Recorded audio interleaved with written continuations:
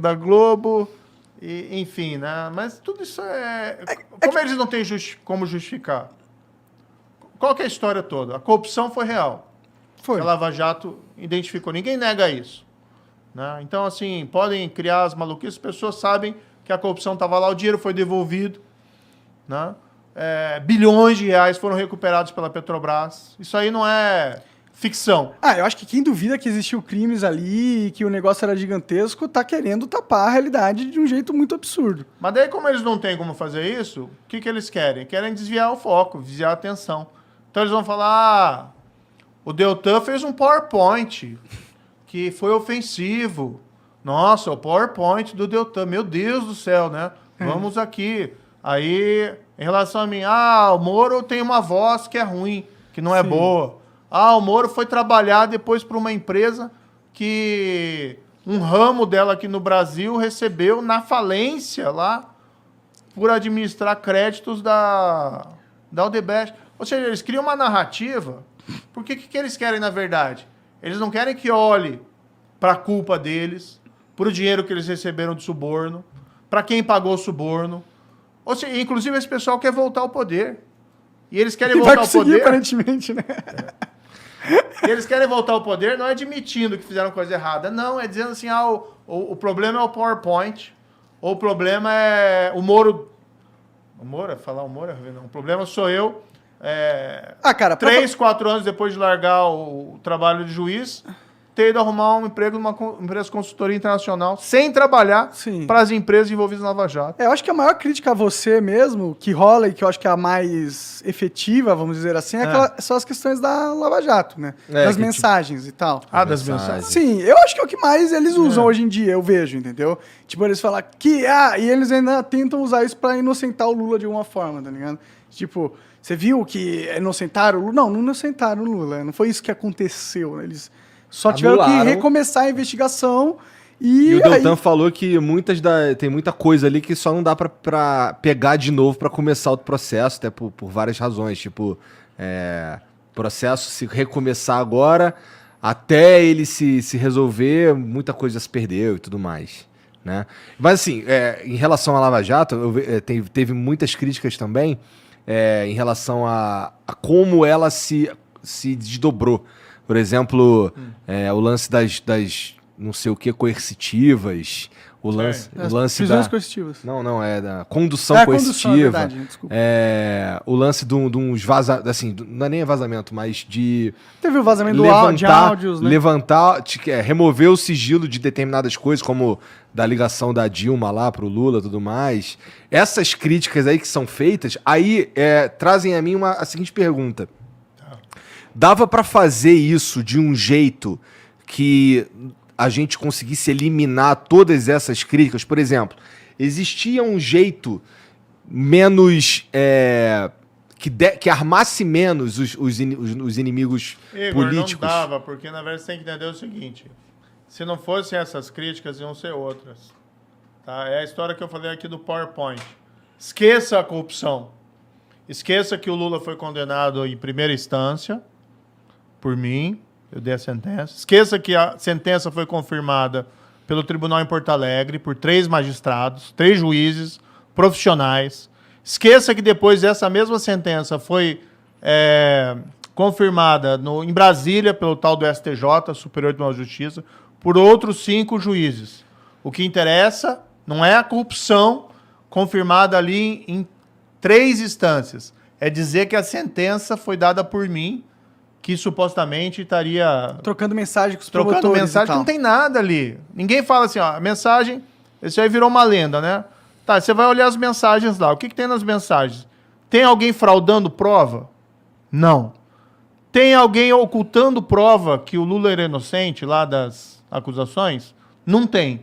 Tem alguém combinando alguma coisa ilícita? Né? Tem alguém falando assim, vamos fazer isso para prejudicar não sei quem, vamos fazer isso para enganar não sei quem. Não tem nada disso. O que eles pegam é uma narrativa, criam lá uma fantasia, por que eles querem esquecer?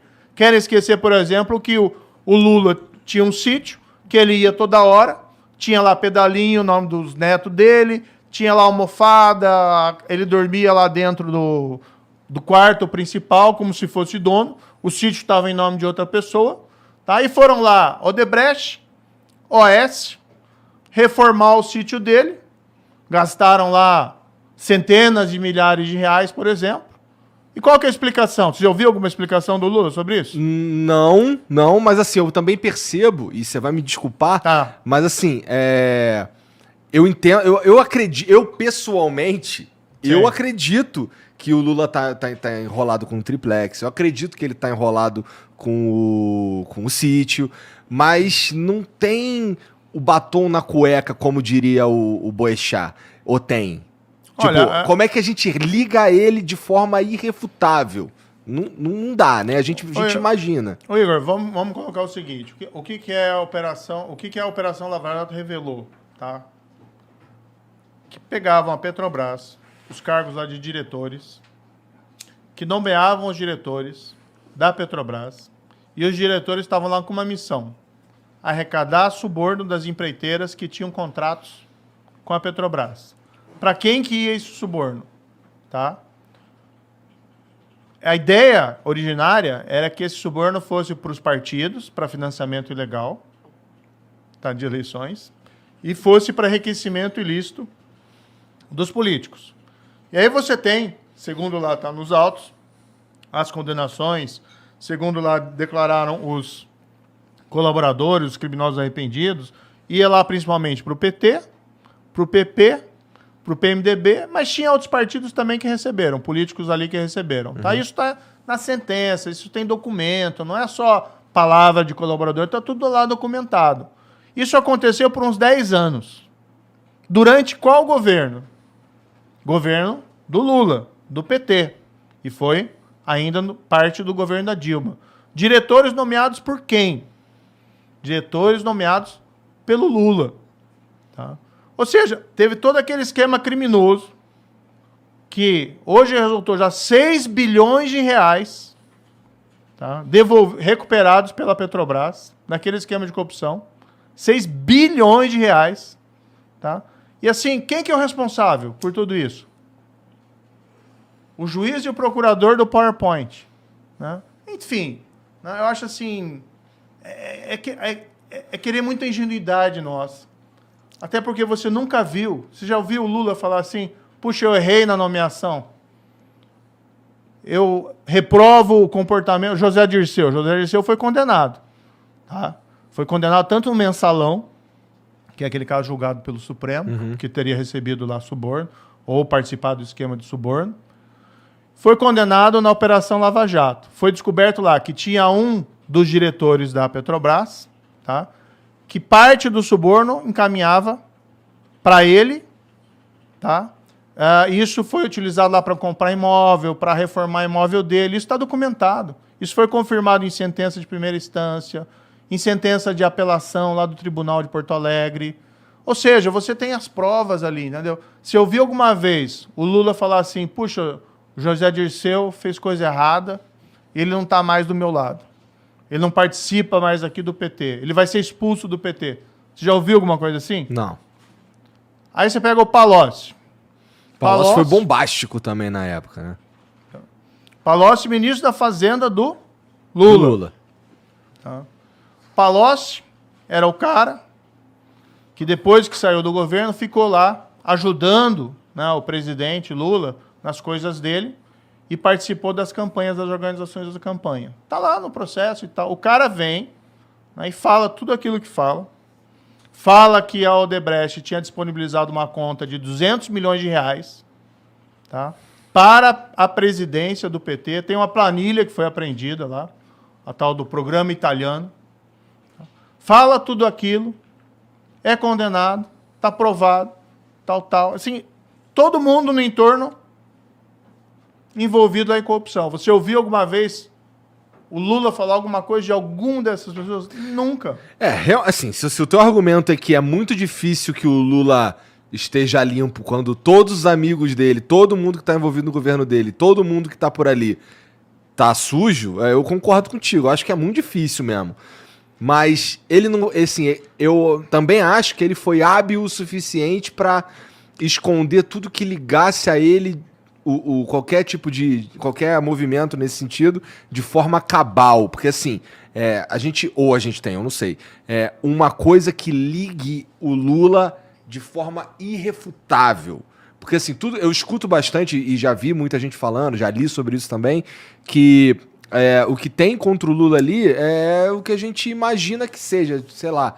Por exemplo, tem toda a cara de ser do Lula, mas, porra, não tem nada que realmente ligue ele a essa mas, porra. Igor, como é que você explica que as empreiteiras, OS... Eu acho que ele tá sujo, Não, só pra... Como é que você explica que a OS e a Odebrecht, o sítio que o Lula frequenta, elas vão lá e reformam o sítio, gastam, mas não é uma reforminha. Né? A minha reforma, se eu reformo meu apartamento, aí é uma coisinha lá que eu gasto, sei lá, 5 mil reais, 10 mil reais. Se for minha esposa, vai gastar mais. Né? Então, a reforma do sítio é outra coisa. Né? Casa de centenas de milhares de reais. Não lembro aqui o valor exatamente. Né? Qual que é a explicação que você ouviu até hoje sobre essa reforma? Alguma explicação? O dono fala o quê? Isso aí não é comigo. Né? Eu não sei o que foi isso e tal, etc. E as empreiteiras, o que as empreiteiras falam? Que a reforma foi pro Lula. Foi pro Lula. E não pagou nada. Entendeu? Então, assim, claro que são percepções, avaliações, mas assim, como é que você explica isso? Entendeu? Não tem explicação. Se fosse, por exemplo, que agora vem todo mundo, né? Que se corrompeu, que recebeu lá dinheiro da Odebrecht. Vamos fazer uma CPI porque ele foi trabalhar depois no setor privado por uma empresa de consultoria que outro ramo e por outros rendimentos lá prestou serviço para o Odebrecht. Serviço lícito. Né? Ninguém fez nada de errado na Álvares Marçal. Uma empresa renomada, de reputação ilibada. Eu não recebi um tostão e não prestei serviço lá. Agora não vamos para cima de mim. Agora o Lula, que tem sítio reformado lá por Odebrecht, pro OAS. O Lula, que deu um monte de palestra lá para Odebrecht, para OAS, recebeu lá muito mais, milhares, centenas de milhares, 250 pau por palestra. Pra mim tá aí a corrupção, né? Tipo, é que foda que se for orar pra isso, você vai falar pro Clinton, pro Obama, que também recebem, né?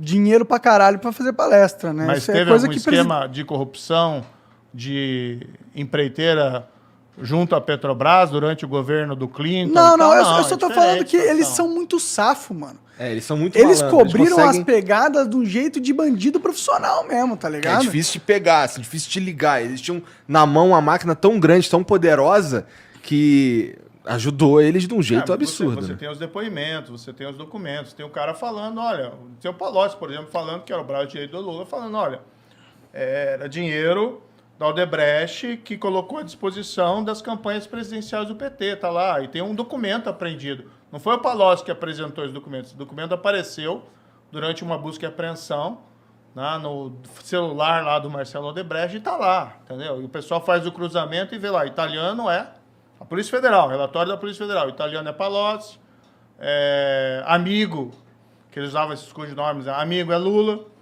tá? Assim como eles identificam os outros codinomes. Tá lá, é documento, entendeu? Agora, realmente, em crime de corrupção, você não vai tirar uma foto do cara saindo com um saco de dinheiro com um cifrãozinho.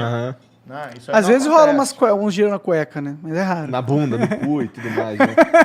Não, assim, dizer que o Lula é inocente realmente é forte demais. Cara, eu né? não... Ó, você tá... Bom, a minha opinião pessoal o PT fez um puto esquema de alto poder, né? Poder do partido. Eles corromperam uma porrada de instituição. Eles colocaram um monte de mequetrefe no STF, na minha opinião. E eles tinham um controle quase que absoluto da máquina pública brasileira. E eles enriqueceram pra caralho com isso. Ganharam poder pra caralho com isso. De forma que hoje em dia tirá-los do poder é complicadíssimo. Tanto que a opinião pública parece estar voltando, saindo do antipetismo e voltando para esse sonho, né? Pelo menos na internet, né? E a culpa, cá entre nós, né, é do presidente atual, do Bolsonaro. Puta, né? pior que é foda, né? Foda que, tipo, depois de um presidente tão ruim quanto o Lula, a gente tinha que ter um presidente bom. Mas a gente teve um presidente tão ruim quanto o Lula. Aí é foda.